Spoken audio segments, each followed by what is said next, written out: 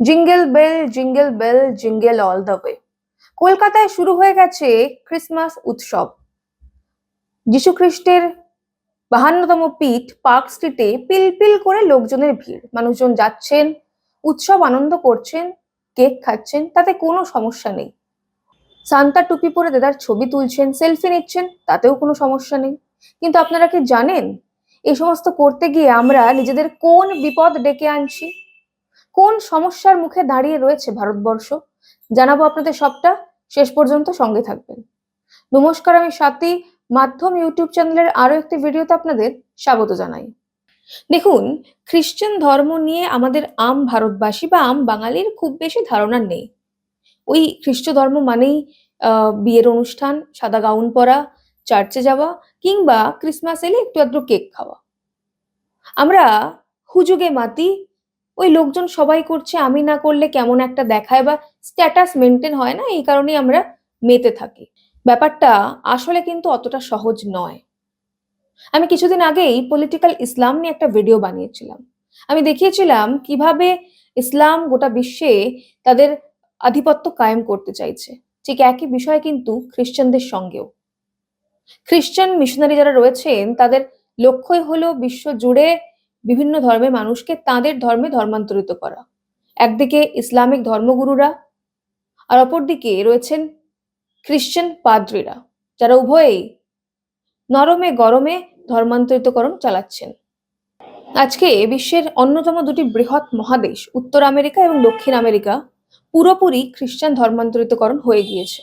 অথচ সভ্যতার ইতিহাস ঘাঁটলে দেখা যায় এই দুটি মহাদেশে কিন্তু একসময় এরকম ছিল না। সেখানে আজটেক, মায়া, ইনকা ইত্যাদি সভ্যতা ছিল এবং ছিল নিজেদের ধর্মীয় আচার আচরণ, নিজেদের ধর্মীয় দেবদেবতা। উত্তর আমেরিকায় রেড ইন্ডিয়ানরা ছিল, তাদেরও নিজস্ব ধর্মীয় আচার আচরণ, দেবদেবতা ছিল। কিন্তু আজকে এই দুটো মহাদেশ পুরোপুরিভাবে খ্রিস্টান ধর্মান্তরিতকরণ হয়ে গিয়েছে। ইউরোপ থেকে খ্রিস্টান ধর্মগুরুরা গিয়ে তাদের নিজেদের সভ্যতা ধ্বংস করেছে এবং ভুলিয়ে দিয়েছে তাদের শিকড়, তাদের রুট, তাদের খ্রিস্টান ধর্মে ধর্মান্তরিতকরণ করেছে। একই গল্প অস্ট্রেলিয়া, নিউজিল্যান্ড ইত্যাদি জায়গারও। আফ্রিকার বৃহৎ অংশেও চলছে বিপুল ধর্মান্তরিতকরণের কাজ। আজ আবার সেই সাদা চামড়ার লোকজনই কিনা আমাদের বড় বড় জ্ঞান দিতে আসে। তো যাই হোক, এবার দেখে নেওয়া যাক ভারতেও কিভাবে খ্রিস্টান ধর্মান্তরিতকরণ যারা করেন বা খ্রিস্টান মিশনারিরা কতটা অত্যাচার করেছে হিন্দুদেরকে খ্রিস্ট ধর্মে রূপান্তরিত হওয়ার জন্য। প্রথমেই আমি বলবো গোয়ান ইনকুইজিশনের ব্যাপারে। গোয়া সমুদ্র তীরবর্তী ভারতবর্ষের সব থেকে ছোট্ট রাজ্য, সব থেকে অন্যতম সুন্দর রাজ্য। সেই গোয়াতেই একসময় বিপুল অত্যাচার চালিয়েছিল খ্রিস্টান মিশনারিরা। এই গোয়া একসময় ছিল পুরোপুরি হিন্দু রাজ্য। তারপর গোয়া উপনিবেশ গঠন করে পর্তুগিজরা, আর তাদের হাত ধরেই তাদের সঙ্গে সঙ্গে এসে উপস্থিত হয়েছিল ক্যাথলিক খ্রিস্টান মিশনারিরা। মূলত 1560 খ্রিস্টাব্দের শুরু থেকেই ধীরে ধীরে এই পাদ্রীরা, এই মিশনারিরা ভারতবর্ষে আসতে শুরু করে। গোয়ায় পর্তুগিজদের সঙ্গে তারাও ডেরা বাঁধে এবং ধীরে ধীরে শুরু হয় তাদের ধর্মান্তরিতকরণের প্রয়াস। প্রায় 250 বছর ধরে হিন্দুদের ওপর সেখানে অত্যাচার চলেছিল। তাদের মূল লক্ষ্য ছিল গোয়া থেকে অন্যান্য সকল ধর্ম, মূলত সেখানে যেহেতু হিন্দু মেজরিটি ছিল, তাদেরকে একেবারে ইরাডিকেট করে দিয়ে, তাদের ধর্মকে মুছে দিয়ে পুরোপুরি রোমান ক্যাথলিক ধর্মকে প্রতিষ্ঠা করা। হিন্দুদের তারা পৌত্তলিক বলতো এবং সেই পৌত্তলিক পুজো করার জন্য নানা রকম বিধিনিষেধ চাপানো হয়েছিল তাদের উপরে। 1540-এ গোড়ার দিকে ভারতবর্ষে এসেছিলেন ফ্রান্সিস জেভিয়ার্স। মূলত তাকেই এই গোয়ান ইনকুইজিশনের মাস্টার মাইন্ড বলা হয়। এই যে এখন আমরা স্কুল কলেজ দেখি, Xavier's school, Xavier's college, Saint Xavier's school, এটা সেটা, এই জেভিয়ার্স কিন্তু কোনো সন্ত ছিলেন না। তিনি এই বিপুল ধর্মান্তরিতকরণের মাস্টার মাইন্ড ছিলেন। বলবো আপনাদের একে একে কিভাবে ধর্মান্তরিতকরণ করা হতো, শিউরে উঠবেন আপনারা। গোপনে চালানো হতো ইনকুইজিশন আদালত। যারা ধর্মান্তরিত হতে চাইতেন না তাদের জন্য কঠোর শাস্তির বিধান ছিল। যারা ধর্মান্তরিত হতেন অত্যাচারের মুখে, তারা তাদের হিন্দু নাম বা পদবি রাখতে পারতেন না। তাদের খ্রিস্টান পর্তুগিজ নাম রাখা বাধ্যতামূলক ছিল। পুরো গোয়া জুড়েই হিন্দু ধর্মীয় আচার আচরণ, উৎসব, অনুষ্ঠান, পুজো, বিবাহ, রীতিনীতি সবকিছু বন্ধ করে দেওয়া হয়েছিল। এমনকি বাড়ির সামনে তুলসী গাছ রাখলেও তার জন্য অত্যাচার করা হতো। কিভাবে করা হতো অত্যাচার? আগুনে ঝলসে দেওয়া হতো দেহ, তলায় আগুন লাগিয়ে একটা কাঠের সঙ্গে বেঁধে রাখা হতো আষ্টে পৃষ্ঠে। কখনো অঙ্গ কেটে নেওয়া হতো, কখনো চোখ উপড়ে ফেলা হতো, দাঁত নখ টেনে টেনে খুবলে ফেলা হতো। বাবা মায়ের সামনে সন্তানদের মেরে ফেলা হতো যদি বাবা মা ধর্মান্তরিত হতে না চাইতেন। জলে ডুবিয়ে রাখা হতো, কখনো বা গরম তেলের কড়াতে চোবানো হতো। চাবুক মারা হতো, কখনো আবার ঘন্টার পর ঘন্টা লোহার কাঁটার পেরেকের ওপরে শুইয়ে রাখা হতো।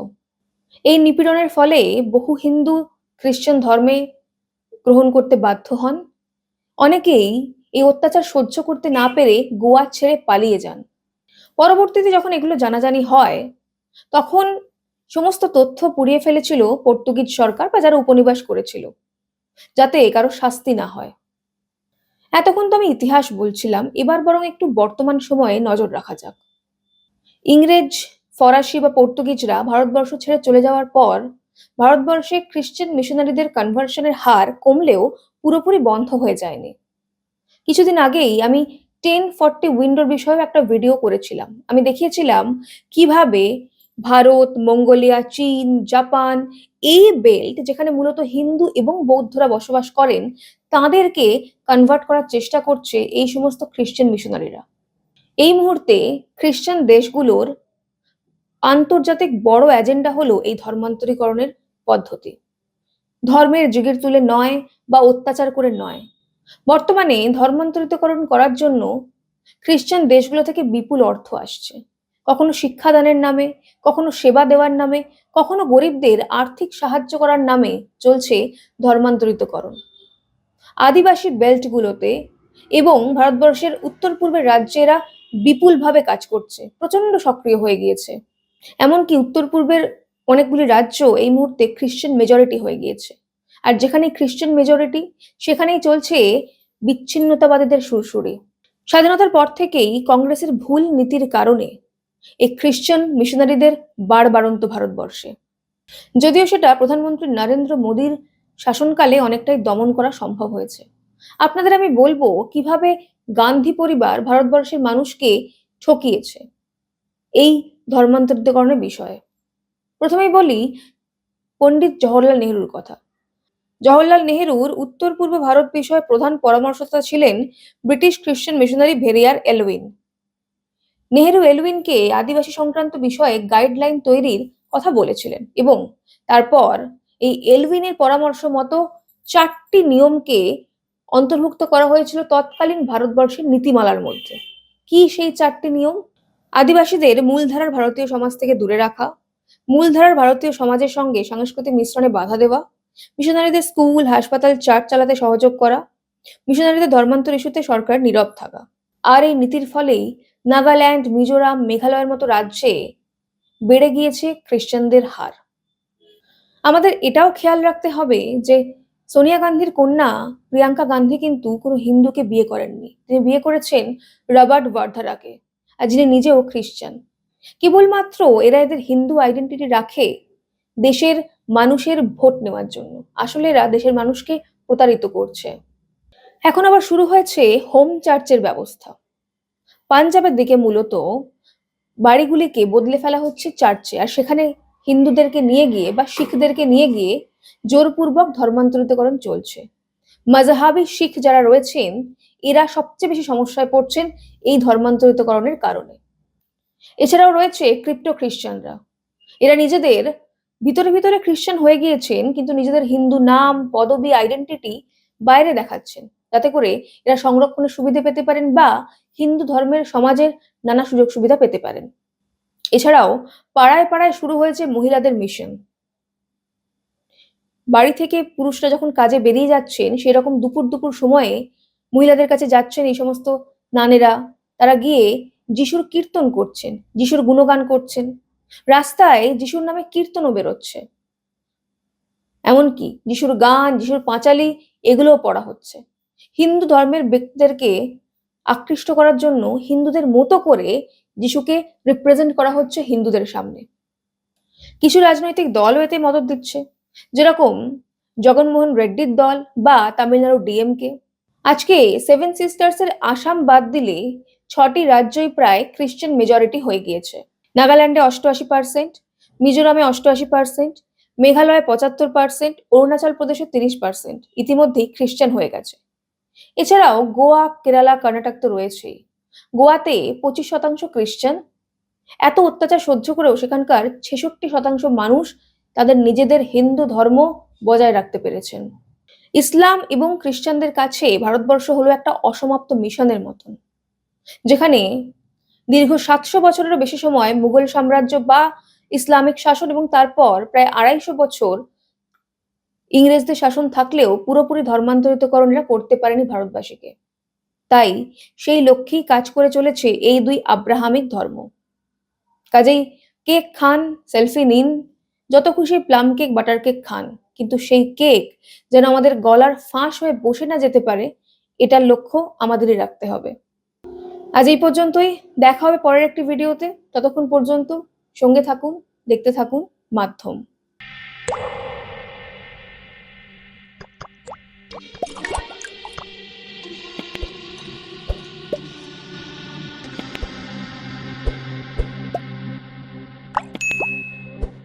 अरुणाचल सरकार का संकल्प 5 प्रतिज्ञा: शिक्षा से सशक्त भविष्य, कृषि से समृद्धि का, प्रकृति का साथ विकास, हर घर तक ग्रीन एनर्जी, पर्यटन से नई पहचान। इन प्रतिज्ञाओं के माध्यम से हम बनाएंगे ऐसा अरुणाचल सुंदर, स्वच्छ, सुरक्षित, शिक्षित, स्वस्थ और समृद्ध। हमारा वादा, विकास भी विरासत भी।